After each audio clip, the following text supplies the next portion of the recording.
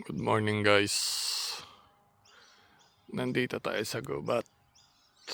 Ah, First sapot for today nakita ko. Ayan. Pakita ko sa inyo. Ewan ko kung kita pero ayan. Ayan siya.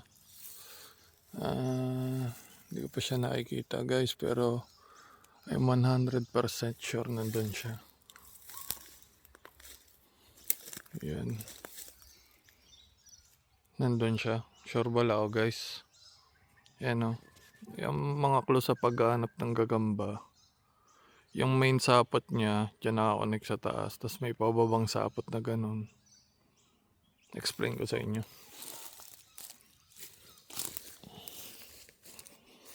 Ayan o. Ito yung parang pinakasapot niya. Titingnan nyo lang naman yung magkabilang dulo eh. Doon, makikita nyo yung sapot niya. Ayan. Wala na siyang pababa. 'Di ba? Wala siyang pababa. Ayan o. Nandyan lang sa dahon. Tapos itong kabilang sapot. Turo ko sa inyo technique kung paano maghanap ng gagamba.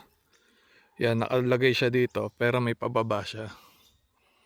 Yan. Tapos hahanapin nyo agad yung, ayan o, yung bulok na dahon na pinakamalapit. Yan siya guys.